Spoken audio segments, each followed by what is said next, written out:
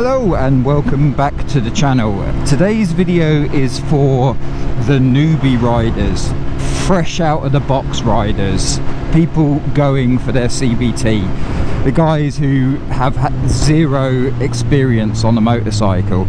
But for you experienced riders out there, don't switch off. Please stick around and please add to the comments section.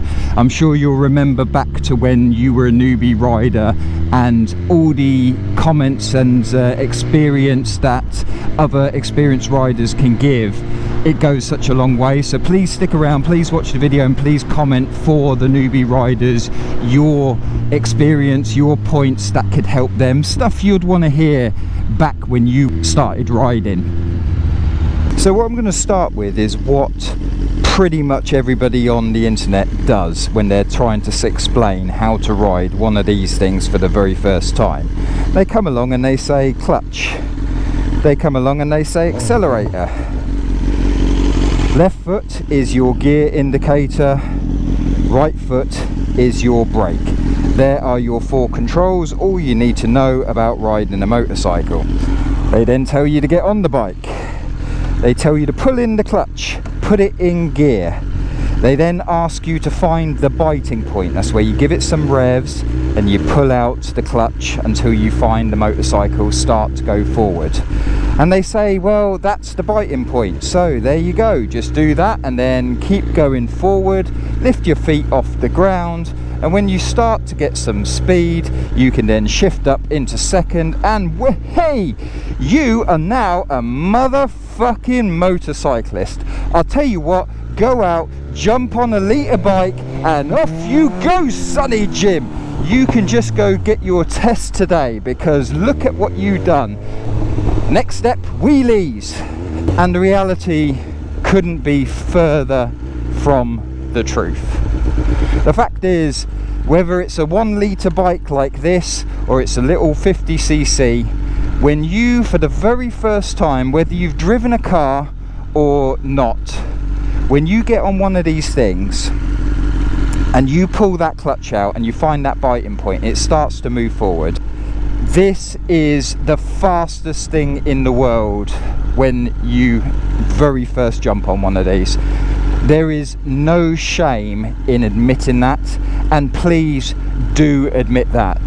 You know, the sooner you realise that you're not the cool kid, you're not the person who's been riding motorbikes, you're not the person who can stop like I just did with handlebars bent going round the corner, you are greener than green. And the sooner you admit that, your experience will be a lot better, because you're not beating yourself up with, you know, you're gonna pull it out and you're gonna, you know, there you go, stall it because you didn't give revs on this side.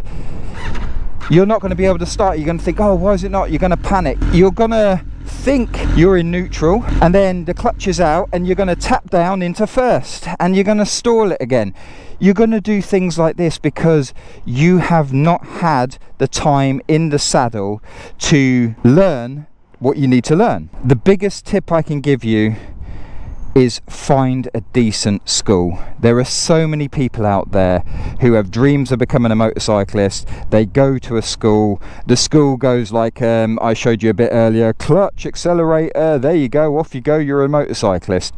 And when you don't get it, or you take 100 times longer than somebody else, they then berate you or make you feel that you're not going to get it and this isn't for you.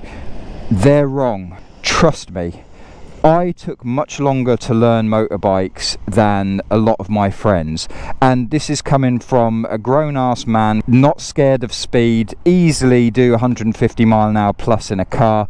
As soon as you put me on a motorbike with this helmet, I felt claustrophobic. I felt the speed was so much more intense. I thought the weight of this bike, the balance, all of those things really affected me and took me a lot longer than other people did. But I wanted to be a motorcyclist, I wanted to ride this bike, and so I persevered and I pushed forward, and here we are years later on a big ass missile. So first things first, find the right school, find the right teacher. Here we are in a car park Shark Boy is now doing my third person cameraman, and the bit I want to really get across is you really want to have two things that you want to avoid. One thing is you want to avoid dropping the bike, and the second thing you want to do is avoid a whiskey throttle. And how a whiskey throttle will happen is basically as you're moving forward, if you jerk that and you move unsuspectedly, your weight will move back and your hand will still be on the throttle. And these motorbike gloves are grippy. So if I show you here, the bike is on, look at my hand, just pulling that.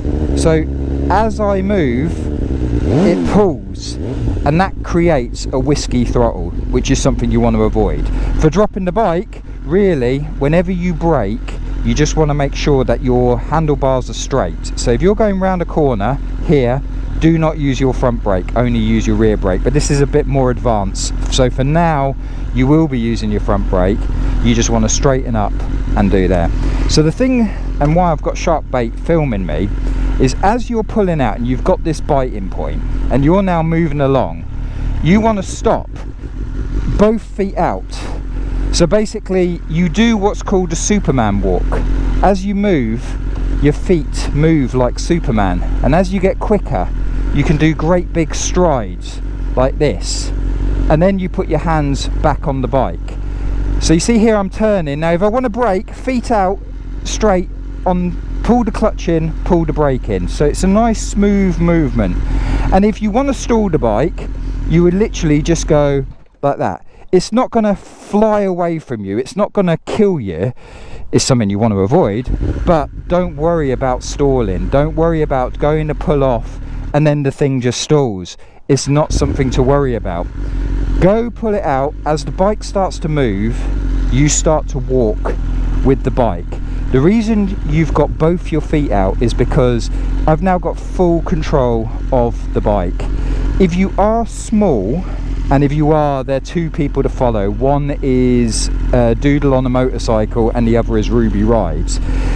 If you are small, then you are going to have to avoid this front brake and you're going to have to use your rear brake. And what you would do is scoot your bum off the seat, and what that does is gives you a lot more of your leg to put out. So here I am on my bike, flat-footed, and you can see the bike is smaller, so I am flat, but look at this bend that I've got here, because when I hold the rear brake and I move my left cheek off, look how much my leg can bend. Look how much I am now got more traction on the ground. And this is something you can do on both sides of the bike as you move off, and this is how you handle a bigger, taller bike. But as you pull off, you just a couple of steps, feet up, and then you just move around. There's no shame in putting your foot down to steady the bike as you go round a corner, but really, if you can, at this point, you want to be using your rear brake to get you to go round. If for any reason you're turning, you're using your rear brake, and you just want to stop, just put your feet down because you're at 1 mile an hour. If you're going faster and you have to use your front brake, just straighten up the bars when you stop. So what you don't want to do is jam on your front brake with the handlebars turned, because I'll show you here, full lock, jam on, and the bike was tipping there to the left. I've got a video on my YouTube covering this. It's the quickest way to drop your bike. You don't want to do it. Whenever you use the front brake, you just jam on the front brake, both your feet are out, but make sure your handlebars are straight. The other thing to bear in mind then is body position. Now, Shark Bait will get me here. My feet are on the balls, my knees are in the tank, and the reason for that is if I suddenly accelerate, I am not moving back in my seat. I am perfectly planted. Now if I am loose, legs out, and I accelerate, I think he'll be able to get me. You should see me just swing back at that point. When you swing back, that's when you enter a whiskey throttle situation, and what happens is, if that happens, all you do is just pull the clutch in. It doesn't matter if the bike is revving. The clutch is where all of your acceleration comes from. So if ever you feel, shit, I'm going too fast, pull the clutch in, gently pull the brake. On a motorbike, you have what's called a wet clutch. So what you don't want, whenever you're in a car, people tell you you don't want to have this. That's the sound you don't want in a car, because you're burning out your clutch. On a motorbike, makes no odds. Look here, I can move forward, I can keep my throttle there. It doesn't matter, I can do this all day. Well, practically all day. You will eventually burn your clutch out. So your speed is determined by clutch, not throttle. You can have your revs up here and slowly pull your bike out. That's absolutely fine. You're moving. What you don't want to do, however, is have your revs that high and then you dump your clutch. Always really gentle, and I hope the Insta is picking up just those little movements from the biting point to going.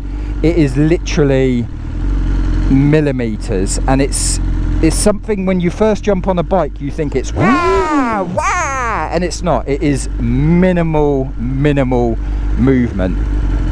So there's the tips. When you brake, put both your feet out, because then you can catch the bike.